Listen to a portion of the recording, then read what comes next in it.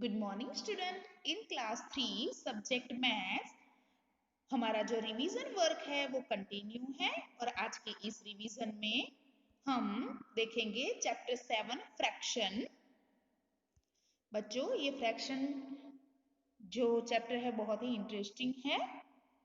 हमारी जो exercise 7B थी उसके अंदर ये जो था colour to show the fraction, इसी तरह से आपको एग्जाम में भी आ सकता है। ठीक है, तो आपको जैसे मैंने पहले भी बताया था वैसे ही मैं बता रही हूँ। 3/4 है, ठीक है। 4 है वो डिनोमिनेटर है, 3 है वो न्यूमेरेटर है। तो यहाँ पर जो टोटल पार्ट है वो डिनोमिनेटर में लिखते हैं और उसमें से जो अपर पार्ट है 3, तो उसमें ये जो टोमेटोज है तो 3 टोमेटोज हमें काउंट करके उसके अंदर कलर करना है कुछ इस तरह से। देन ब्रिंजल है, ब्रिंजल है 1/3, तो टोटल 3 ब्रिंजल है उसमें से हमें 1 ब्रिंजल को कलर करना है। देन बनाना है, टोटल 4 बनाना है उसमें से 1 बनाना को हम कलर करेंगे। देन एप्पल, टोटल 2 एप्पल है उसमें से हमें न्यूमेरेटर में 1 नंबर दिया है, मतलब कि हमें 1 एप्पल को कलर करना है।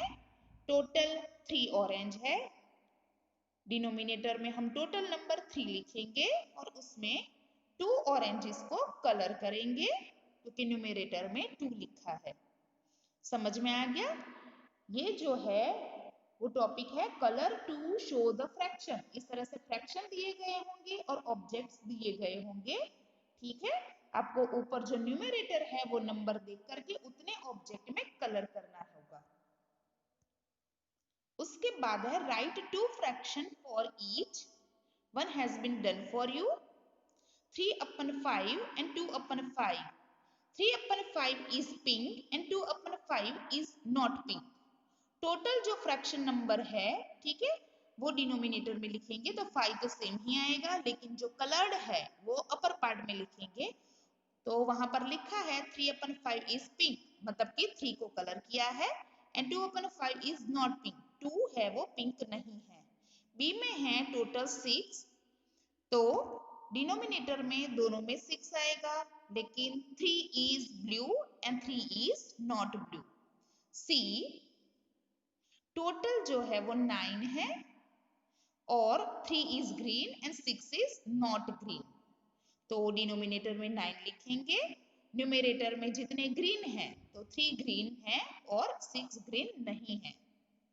उसके बाद वाला जो टॉपिक है हमारा जो एक्सरसाइज 7C था, ठीक है, वो भी हम देख लेते हैं पूरा रिवीजन में। Complete the table based on the figure below.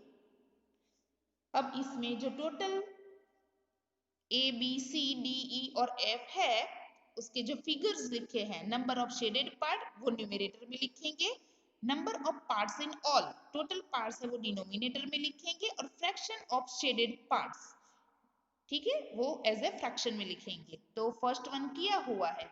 B1 में न्यूमेरेटर में लिखेंगे 3 शेडेड पार्ट और डिनोमिनेटर में 7 टोटल पार्ट, और फ्रैक्शन में लिखेंगे 3/7, ठीक है। सी में 7 part shaded, total 8 parts and 7/4. D total 5 shaded part, so we write fraction 5/5. 6 में 2 और डिनोमिनेटर में 9, so 2/9. F में एक भी शेडेड पार्ट नहीं है, टोटल पार्ट 12 है, so we write न्यूमेरेटर में 0 और 12. Solve the following. बच्चों यहाँ पर मैंने आपको समझाया था 1/4 of 36, तो 36 को 4 पार्ट में डिवाइड करना है। तो डिवाइड करना है तो 36 को अगर हम 4 से डिवाइड करें तो 36 नंबर हम अंदर लिखेंगे, 4 नंबर हम बाहर लिखेंगे। अब बाहर नंबर लिखा है 4, ठीक है, सिंगल नंबर है, तो 4 के टेबल में 36 कब आता है? 4 9s are 36, 36 minus 36 is equal 0। तो जो 9 नंबर है, ठीक है, उतने क्या होंगे उसके, वो उसका आंसर है 36 डिवाइड बाय 4। 36 को अगर 4 ग्रुप में डिवाइड करेंगे तो एक ग्रुप के अंदर 9 ऑब्जेक्ट आएंगे, ठीक है।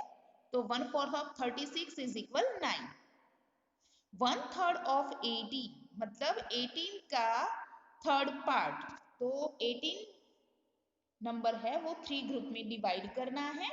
तो 18 को हम डिवीजन अंदर बनाएंगे, 3 बाहर लिखेंगे, ठीक है। ये डिवीजन का सिंबल है। तो 3 के टेबल में 18 कब आता है? 3 6 जा 18। 18 minus 18 is equal 0।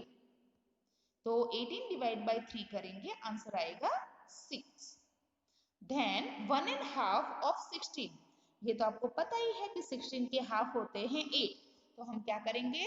16 divide by 2 कर देंगे। 16 जो नंबर है उसको 2 पार्ट में डिवाइड करें, ठीक है। तो क्या आएगा? 8। 2 8 जा 16, तो 16 डिवाइड बाय 2 इज इक्वल 8। बच्चों ये जो सारा वर्क है वो आप नोटबुक के अंदर प्रैक्टिस कर सकते हो जब भी फ्री हो, और इसके ऊपर आपको और जो दूसरे सम्स है उसकी भी प्रैक्टिस कर सकते हो। आप लोगों की जो ओरल एग्जाम थी वो बहुत अच्छे से आपने दी है, उसके लिए कॉन्ग्रेचुलेशंस। लेकिन रिटन एग्जाम के लिए आपको उतनी ही प्रैक्टिस करनी है, ठीक है। Thank you.